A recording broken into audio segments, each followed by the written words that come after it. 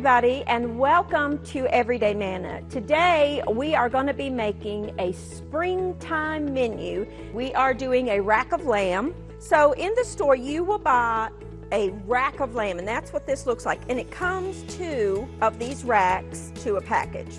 Now sometimes you will find it does have a little bit of a silver skin. I like to take that off because that won't break down and it gets a little bit chewy. I have here in this bowl just some panko breadcrumbs. I'm going to add a little bit of rosemary, about a teaspoon of rosemary, some zest of a lemon, some salt and pepper, and I'm going to take my fingers and I'm going to just mix all of that together. I'm going to have some olive oil that I'm going to drizzle onto the meat part, and I'm going to squeeze a lemon, half of the lemon on each one. And then I'm going to top, not the bone part, but the other part, with half of my mixture, half on each one. And I like to drizzle the top with a little bit more olive oil. I'm going to let it go for about 15 minutes. Then I'm going to look at it, and if the bones look like they're burning, cover it with just a little small strip, just the bones, a little small strip of aluminum foil, and go another 15 minutes. This will roast, depending on the size, anywhere from 20 to 30 minutes. So I'm going to pop it into a 425 degree oven. To serve alongside this, I would do just some asparagus. Cut off about an inch or an inch and a half. Drizzle it with olive oil, salt, and pepper. 20 minutes in the same oven as your lamb. And I'm going to show you a recipe that is very near and dear to my heart. It's my mama's pickled eggs. I have here some hard-boiled eggs that I've just boiled and peeled and cooled a little bit. You will need about a cup of cider vinegar and then a cup of sugar.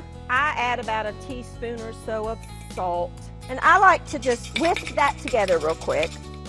Then I've got 1 can of sliced beef, and I like to just pour the juice, stir it again, and then add your eggs. I like to add about half of them, and then some of the beet slices, and then the rest of your eggs. Have a second can of beets because sometimes you will need it, and I do need the juice from that second can of beets. You want to make sure that all of your eggs are covered. If you need to add a little bit more, then I like to top mine off with some more apple cider vinegar. Put your lid on, and then set them in the refrigerator for about 3 days or so. And the eggs will turn, I've got some already done, and the eggs will turn this beautiful color, and I'll show you those in just a minute. We're going to get started on a sugar-free, keto-friendly, diabetic-friendly coconut pound cake. In here I have 2.5 cups of almond flour. Then you're going to need about 1.5 cups of your favorite sugar substitute, a teaspoon or so of salt, and about 2.5 teaspoons of baking powder. And you want to kind of mix those together. I have 6 ounces of cream cheese and 3/4 cup of butter that I've cut into little cubes. And I want to whisk those together real quick. Now you will need 7 eggs, and I like to just go ahead and slightly beat those, kind of slowly. Now here we're going to add some coconut extract, a couple of teaspoons full. I'm also going to add some lemon juice. And I'm going to add my dry ingredients a little bit at a time on low. Then I have about a cup of unsweetened coconut, and that's it. You will need a loaf baking pan that I've lined with parchment paper that I've also sprayed. Just pour this in, and we're going to put this in a 375 degree oven for about an hour. You could serve it with some strawberries cut up, or I just found a package of frozen strawberries, and I'm going to make a strawberry sauce. So I've got 1 pound of frozen strawberries that I've thawed, and I'm going to add a little bit of Splenda type sweetener. Pop it in your blender and then puree.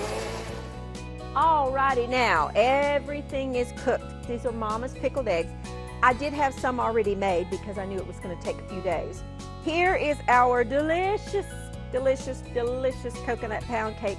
that is low carb, keto friendly, diabetic friendly, with our strawberry sauce. And then here is our main dish. I just roasted some asparagus, and here's our lamb.